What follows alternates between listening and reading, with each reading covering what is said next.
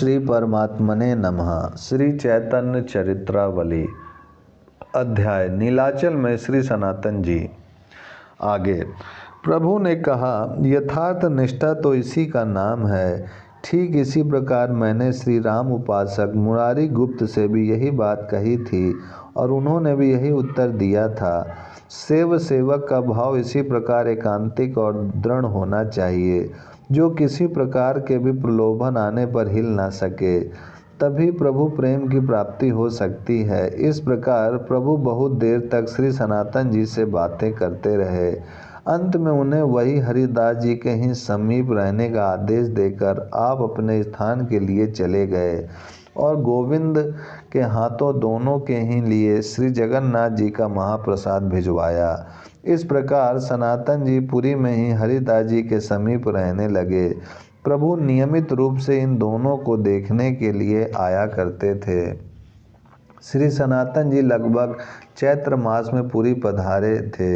वे भीतर मंदिर में दर्शनों के लिए न जाकर दूर से ही मंदिर की पताका को प्रणाम कर लेते थे।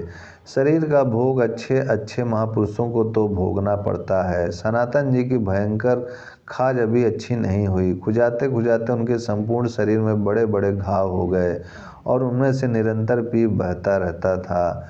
ज्येष्ठ का महीना था। प्रभु पुरी से 4-5 मील की दूरी पर यमेश्वर टोटा में गए हुए थे। 12 बजे उन्होंने सनातन को भी भिक्षा के लिए वहीं बुलाया। यमेश्वर जाने के लिए 2 मार्ग थे। एक तो सिंह द्वार होकर सीधे सड़क जाना होता है, दूसरे समुद्र के किनारे किनारे भी यमेश्वर जा सकते हैं।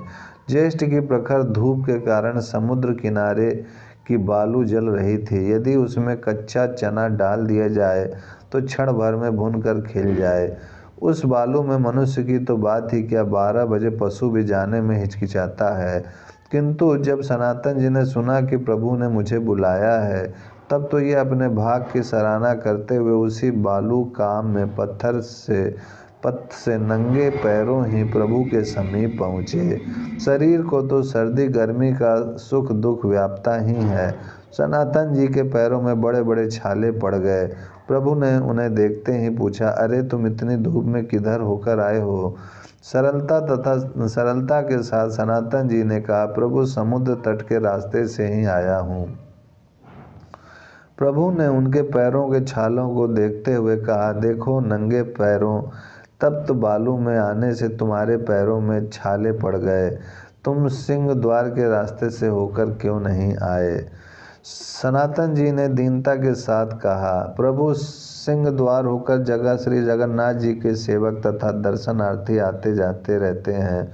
उनसे कहीं भूल में स्पर्श हो जाए तो मैं ही पाप का भागी बनूंगा।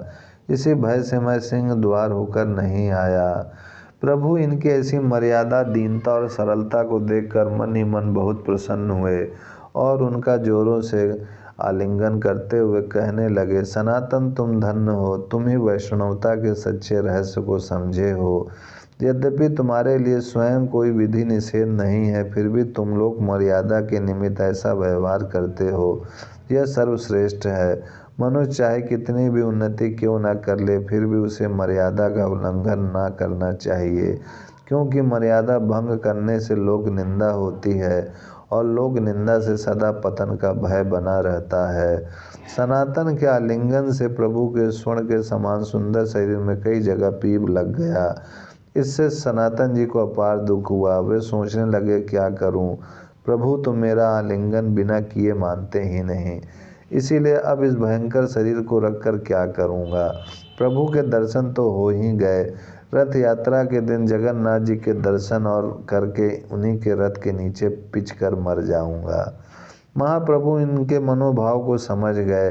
वे एक दिन भक्तों के सहित आकर सनातन जी से बातें करने लगे।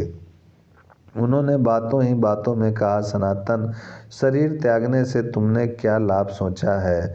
मनुष्य का अंतिम पुरुषार्थ प्रभु प्राप्ति है। यदि शरीर त्यागने से प्रभु प्राप्ति हो सके तो मैं तो हजारों बार शरीर धारण करके उन्हें त्यागने को तैयार हूँ। इस प्रकार शरीर त्यागना तामसी प्रवृत्ति है। जो संसारी तापों से खिन्न होकर किसी कारण से शरीर से उबकर प्राण त्याग देते हैं, उनकी सद्गति नहीं होती। उन्हें फिर कर्मों के भोग के निमित्त आसुरी प्रकृति के शरीर धारण करने होते हैं।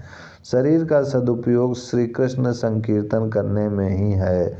यदि भगवत नाम चिंतन और स्मरण बना रहता है तो फिर शरीर कैसी भी दशा में रहे, विवेकी पुरुष को शरीर की कुछ भी परवाह ना करनी चाहिए। प्रभु की बात सुनकर नीचा सिर किए हुए सनातन जी ने कहा, प्रभु इस बेकार और अपवित्र शरीर को रखवाकर आप इससे क्या कराना चाहते हैं? इससे तो अब दूसरों के दुख के सिवा किसी प्रकार का लाभ नहीं पहुंचता। ओम शांति शांति शांति।